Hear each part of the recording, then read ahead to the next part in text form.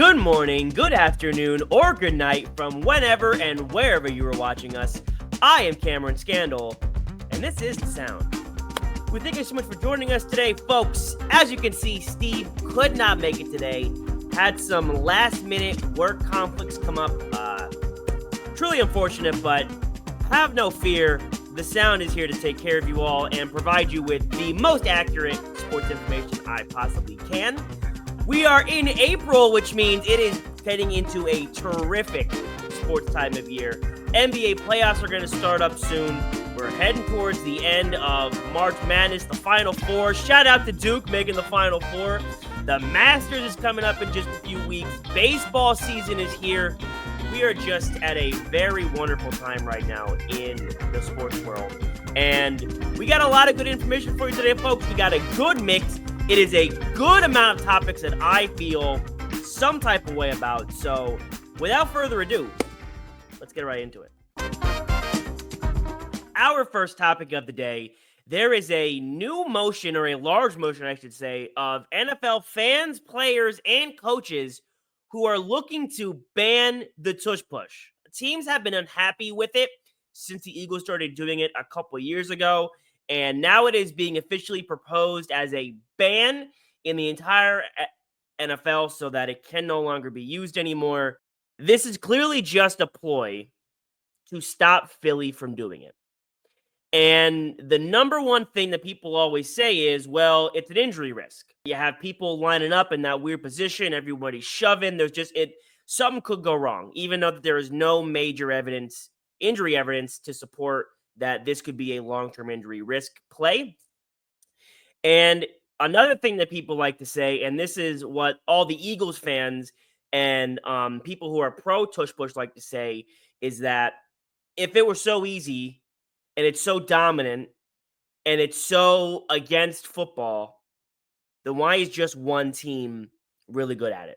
Then why are just the Eagles the only team that are able to do this with such a high success rate? I think at this point, they're somewhere between like 85 and 90% success rate in like all time that they've ran this play. I always say it's the players, not the play. And that's another thing Eagles fans have always said, how important Jason Kelce was since he was gone, and how that the Eagles line is the only line in football right now that could be doing this. There are a couple different avenues people have been going down to justify or vindicate the proposal of this ban. And like I said at the start, number one argument is health. Players are going to get hurt. We don't know what this could be doing years later. Or I heard, I forget who exactly said this. I saw him on the Pat McAfee show. I don't remember his name. This is something the NFL is looking to jump ahead of now, before years later or even months later, some catastrophic injury happens to a lineman or a quarterback or whoever, and then the NFL has to deal with it after it's already happened and it's too late. I am simply not buying that argument. I'm just not. It is the first league-wide issue that is not happening league-wide. And if coaches are so scared, and if players and fans or whoever is worried that player X might get injured, or we just paid this person X amount of dollars, now we got to worry that they might break their leg and trying to gain half a yard, then don't do it. Then don't do it. The number one concern with all of football is, what if someone gets seriously hurt, brain damage, CTE, breaking limbs, whatever the case may be. It's a contact sport. It is one of the most physical contact sports. CTE was the number one thing of, how do we find a way to stop this? Can we make it safer? How do we improve measurements in the game? Look at Tua Tagovailoa in his last 2 seasons with all of his concussions and his, brain health. How do we stop that? How do we keep players safe? So now this is the next big thing. We got to keep players safe by banning this play so that they can't do it. If you are so worried about your players getting hurt, don't run the play. Then don't run the play. And here's something else. Like, my number one thing is, so when this Eagles line retires or leaves or disbands or whatever, when this unit ceases to exist and the play is not as powerful as it was, then what? What happens if you're the next team that has a line like this Philadelphia line and you go, guys, we can do the tush push now. We got all these weapons. We got the right quarterback. It's our turn now. You banned it. Too late, too bad, so sad. And all of these coaches and players who say, we're in it for the players. We want to make sure that nobody's getting hurt. When you ask them, well, didn't you run the tush push this season? They say, yeah. And they say, but we run versions of it. It's not the exact same thing. Matt LaFleur, the Packers coach, who, like I said at the beginning, the Packers were the team that put this ban forward, that said, yeah, we're the ones that want to start and get the ball rolling. When he was asked about the ban and the tush push and, what happens when the vote goes through, and he literally said, we do it too. I mean, but we're going to adjust, to whatever the rules may be. And if it doesn't go through, it doesn't go through. But we're always constantly trying to look at everything. I think when you look at player safety, I think that's at the forefront of, it should be at the forefront of everybody's mind in this league. The team, the coach, the program who initiated the ban is like, I don't really care if it goes through. So you can't claim you care about player safety. You can't claim you care about keeping everyone in the right place and then be like, I don't care if it actually doesn't even get banned. You can't say, I'm still going to run the play or a version of the play if it is still intact. So then you actually don't care. You just care about the Eagles not being able to do it because they're so good at it.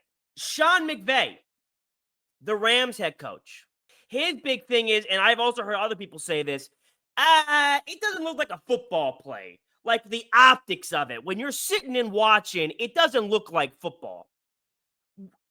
What? When has that ever been an argument for anything? That doesn't look right. We should stop doing this because, I don't know, something about it just looks weird. It is once again, and Sean McVay also said, yeah, we'd probably still run it. So you have to make up your minds. Coaches, fans, players, media members, everyone. You have to make up your minds. Are you keeping people safe by not running the play? Or do you just want the Eagles not to be able to run the play? Because if you cared about safety and the players and their health, you wouldn't run it at all. You wouldn't run a version of it. You wouldn't do a different variation of it. You wouldn't try to manipulate it in any sort of way. You would still be doing it because you can. And again, the moment another team gets a line or the next line like the Eagles and the play is no longer there, they're going to be belly aching and complaining, whoa, why can't I do it? Because you banned it because you were jealous of Philadelphia. I'm sure we have all had a time or an argument or a point we've been trying to make, and we have to pretend to care about something to get the point across, even though it may not be something we're truly invested in. That's what's happening right now. Never in a bazillion years have coaches actually care, or I shouldn't say that. Never has full-on 100%, I'm at it for the player health. Has that been a number one standing argument for anything in the sport of football? It's just never happened. Now, all of a sudden, that this dominant play has been perfected by only one team, everybody wants to jump in and be like, actually, this is really dangerous. Nobody likes it. Everyone's going to die. Figure out how to do it like Philadelphia, and then we can have a conversation. Moving on to our second topic, there has been a debate recently that James Harden and Dwyane Wade need to be compared. Maybe who ranks higher, whose career should we appreciate more, what I've heard, what has more weight or holds more value, MVP or rings. There's just been a lot of going on between James Harden and Dwyane Wade in terms of who is higher, who ranks where, and who does what. I, as a Miami Heat fan, am very clearly pro Dwyane Wade. And I also very strongly think that Dwyane Wade is the clear-cut, without question, number 3 greatest shooting guard of all time. And James Harden does not belong in the same stratosphere as Dwyane Wade. Just to very quickly, before we get into the nuancy side of things, Dwyane Wade is a 13-time All-Star, 3-time All-NBA defensive team member, 8-time All-NBA team member, a 3-time champion, and a 1-time Finals MVP. All of those things are more than James Harden in their respective categories. When we talk about Dwyane Wade, I think the number one thing people like to say is his 1 Finals MVP and helping LeBron learn how to win. Those are his 2 strongest arguments. For James Harden, we say he is one of, if not the most prolific scorer, one-on-one scorer player of all time. He is also quite possibly the greatest scorer and playmaker, like dual threat we've ever seen, arguably. Just off the top of my head, those are the two strongest arguments for both. And now, and they are also both all time in their own right. But James Harden doesn't belong in the same sentence as Dwyane Wade. When we look at the story of James Harden, his place in basketball, when you go back and tell the history of the game, what is the part you're going to say about James Harden? Well, like I just said, all-time one-on-one guy, all-time scorer. That stretch where he was putting up 60-point triple-doubles was unprecedented. It was like every other night. But when it comes to the big moments and the bright lights and the playoffs, he diminished a little bit. We all remember or know that he has no rings. We also all like to point to the 2018 season where he beat LeBron. I think that is a illegitimate MVP, just like some of Jokic's. But regardless, that is what we think of James Harden. When we think of Dwyane Wade, at 24 years old, after going down 3-0 in the NBA Finals to Dirk Nowitzki and the Dallas Mavericks in 2006, Dwyane Wade answers with 4 straight games of putting up 42, 36, 43, and 36. He then goes on to win a Finals MVP, rallies that Miami team, and beats Dirk in his prime with Dallas in 2006. Now, Alonzo Mourning was the first great franchise Heat player. Dwyane Wade put Miami on the map.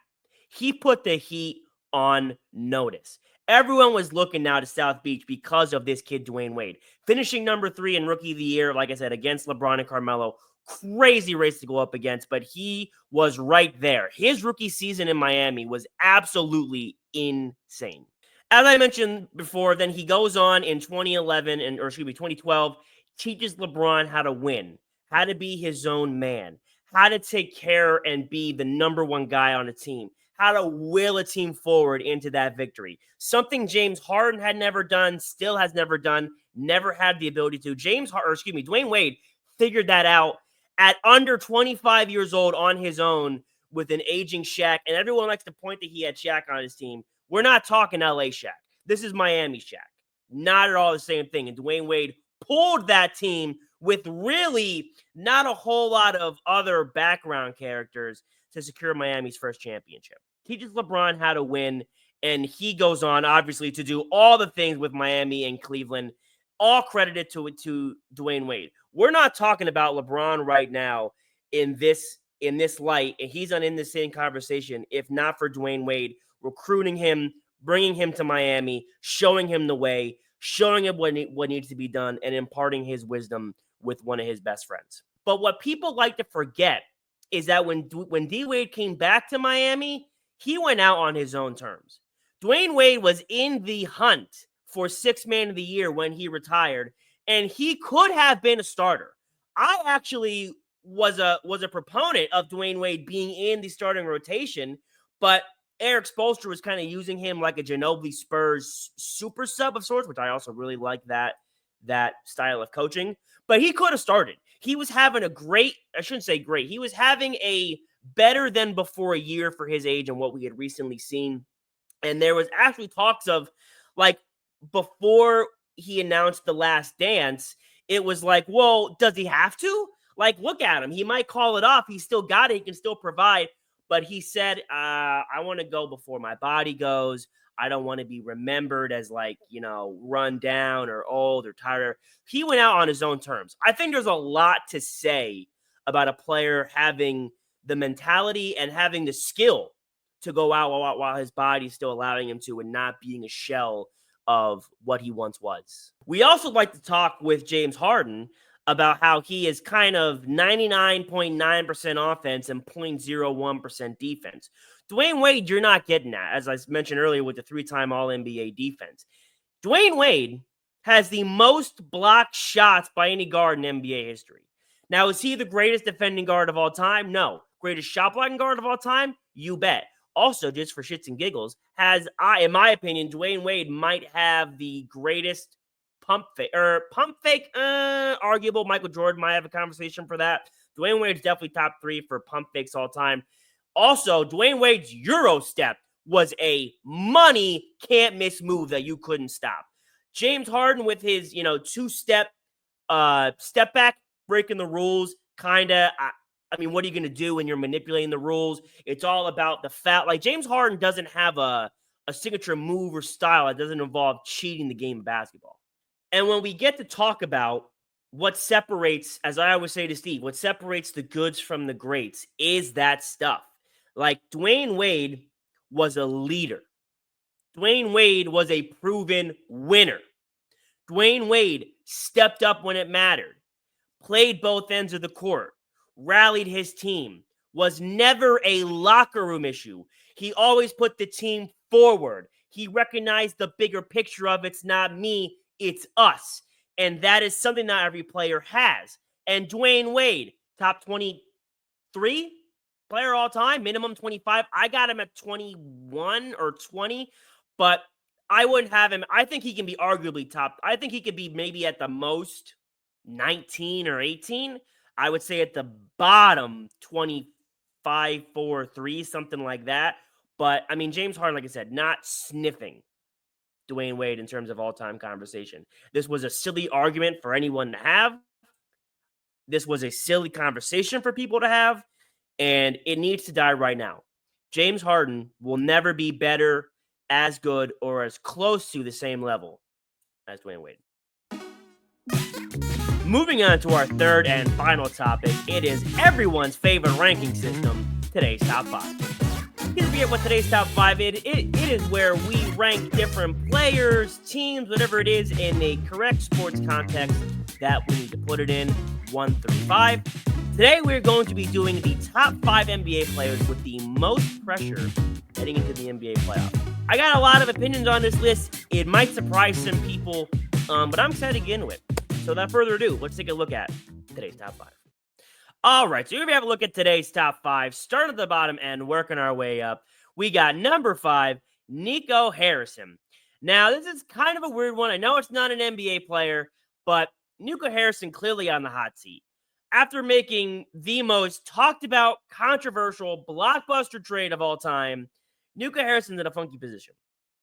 Because the Los Angeles Lakers, if they win with Luka, obviously everyone's going to go, oh my God, that could have been us. We were a season away from the finals. We just were there last year. We could have been this year, and Luka figured it out. Now he's gone. Other side of that coin could be, oh my God, Anthony Davis and Kyrie Irving. Who would have known? AD's coming back soon. I don't know when this game is. It might be the time of recording. He is active, supposed to be coming back to play very soon. They are in the play-in at the time of recording. They are the 9 seed, I believe. So they are in the hunt for the play-in. If they make the playoffs and they win one round, Nico Harrison has some vindication. He can say, look, we're getting somewhere. Kyrie was hurt. AD kind of coming in mid-season. Not a lot of chemistry going on with the rest of the team. Off-season coming. Guys, we're good. So Nico Harrison, something good, something bad might be happening here in the next few months. Takes number 5. All right, taking a look at number 4. Also decided to change my camera. I'm down here now. Taking a look at number 4, we got Jason Tatum. Now, I felt like Jason Tatum could have been higher, but the reason I didn't is because if Jason Tatum loses in these playoffs or loses in the finals or whatever the case may be, I don't think we look at him too differently. Would you? I mean, he's still a top 5 player. Yeah. He is still, Jason Tatum. We'll see what happens in the playoffs with how he performs, if, it's going to be good or bad. But the reason he's number 4 is because the guys above him I would look at much more differently if they lost, like I just said. But, I mean, he's got to start doing something at some point. Kind of like in a different way the guy above him. We need to start having more answers and questions. And while Jason Tatum has proven something with his win last year, I still think it's very, not illegitimate, but it was an easy ring. I think there's a lot more he could and can prove. And I need to see a whole playoffs of a really good Jason Tatum and see a whole playoffs of, wow, he's the reason that they won. I don't want to see Jaylen Brown being the number one focal point. I don't want to see every single game being a team win. I want to see Jason Tatum do something in the playoffs, and with how much of an extra spotlight he has from winning and with the whole aura stuff and whatnot, I think Jason Tatum has a little bit of pressure going into this NBA postseason. He takes number 4. Number 3, Giannis Antetokounmpo. Now, the Bucks and Giannis have gotten a lot of talk in not a good way within the last 2 weeks or 3 weeks or so. I'm going to say 2 weeks. And I seem to be the only person in sports media that is really still rooting and saying the Bucks are going to go farther and do more than people think. And here's what I'll say. Like I just said about Jason Tatum. Giannis, buddy, we got to start getting more answers and questions. Steve had mentioned to me a few times in the past that it's been too long that Giannis has done nothing. His injuries, while upsetting and maybe not all his fault, still something. He's not playing the playoffs, not proving anything, not building to that resume. Now, I am still back in Milwaukee. I'm still saying that they're going to go all the way. I'm not changing my pick, but Giannis is running out of time. He's running out of time to prove to me and Steve and the world that he can move up higher on the list. Because at this point, with Giannis's career, even if he can get the team to the conference finals, I think it would at least be something that we can look at and add and say, all right, well, kind of like Nico, like, we're not dead in the water. We got something here with Giannis. So Giannis needs to start making moves, building that resume, and making some kind of noise to prove that he can move up higher on the list, because he was supposed to be a top 20 guy. People were saying how he was so rapidly rising and then hit a dead stop as soon as he won the title. So Giannis, number 3 on our list. Coming in at number 2, Nikola Jokic. Now, listen. Steve and I will be having a discussion, making a video, and doing our due diligence on where Nikola Jokic ranks all time. Right now, we're thinking he's somewhere, to lowball it, he's somewhere inside the top 40, 35. We're not exactly sure where yet, but just like Giannis, time is ticking for Nikola Jokic. And my number one thing with Jokic has always been great regular season numbers, sure. MVPs, I guess. But what are we getting other than that? Sort of like James Harden. You have all these great regular season numbers, all these great regular season stories. You can do all these things and you have your own arc. But when it comes time for it to matter, and when it comes time to separate the goods from the greats, what are you showing me? What are you giving me? What do I get from you? Nikola Jokic has never been a prolific playoff player. He has never been someone that you're like, that guy elevates. I want him on my team in the postseason. He's going to lead the guys behind him. And now this season specifically, people are saying this might be the greatest Jokic season ever. He's in the conversation for MVP yet again, might still win it. Just coming off of the 60, 10, and 10 game the other night, arguably the greatest Jokic game of all time. What is that going to get me in the postseason? What is Jokic providing me in my franchise as my franchise player? Not much. Storylines, narratives, viewers, not wins, not team wins, not confidence. One ring just like Giannis. The Nuggets, I said this to Steve last night, actually. The Nuggets, to me, have only truly been in contention twice. Now, this season, do they have a shot? Sure. We have picked other teams to beat them, but Jokic is going to be the reason. If anything, Jokic is going to be the reason they get farther than they should. He has to be. And because of that, he's number 2 on today's top 5. And coming in at number 1 in today's top 5, LeBron James. Weird one, I know.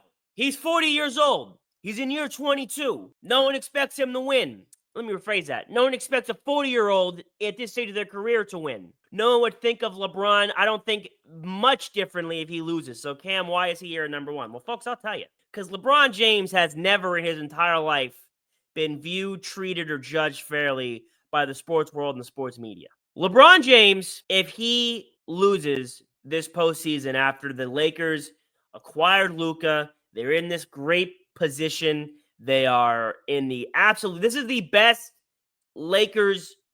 Let me rephrase. This is the highest the Lakers have been in contention since their 2020 championship. And if they lose, even though LeBron is that old, we are not going to say, well, it was Luka's team, it's Luka's fault. He didn't do enough. He should have did this, did that. We're going to say, nope. Yet again, LeBron James, with all the help and the new coach, JJ Redick, and he gets his son, Luka, still can't do it. I mean, how much help do you need, LeBron? What are you supposed to do? You're out here in top 5 MVP contention still at this age, and you can't even get to X round. What's going on? That's what's going to happen.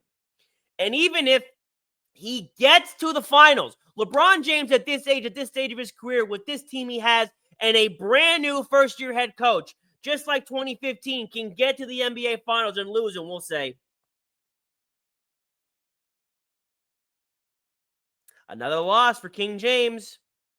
Throw another one in the L column for the NBA Finals. Still can't touch Jordan. No matter who he has or where he gets, he can't win. It's just L's for the King. I mean, what more do you want from this guy than to be going to the finals at 40 years old? Now, I think they're number one contenders. I have them winning the West. I got them winning the whole thing. And even though, win or lose, LeBron will be judged, criticized, and chastised unfairly. We will not remember the season he had and the unprecedented things he has done. We will not remember that no one in this stage of their career has ever been in top 5 MVP voting. We will not remember that LeBron James has had one of the best defensive seasons ever and has actually been one of the main reasons the Lakers are afloat and alive in this season. What we'll remember is LeBron got to the finals, maybe, or the playoffs, and he maybe lost. Who knows? It's not going to matter what happens to him. It's going to be bad. LeBron James, number 1. And that is our list for today. So going back through today's top 5 for the most pressure heading into the NBA playoffs. Number 5, Nico Harrison. Number 4, Jason Tatum.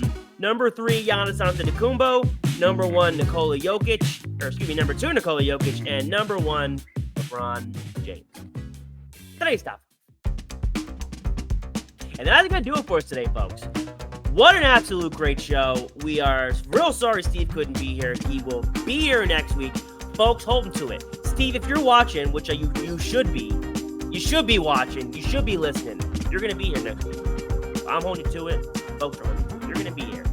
But regardless, folks, hope you enjoyed my company as I enjoyed yours in listening to the sound today. We will be here next week, same time, same place. As usual, go give our Instagram page @thesound_YT a follow for more information on the channel. Make sure you like, subscribe, and comment to the YouTube page here. And folks, always remember, if you are ever in need of intelligent and cogent sports analysis,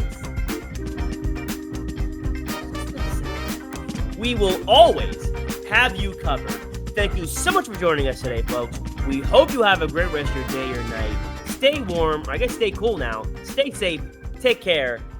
We'll see you next time. Listen to the sound. I listen to the sound.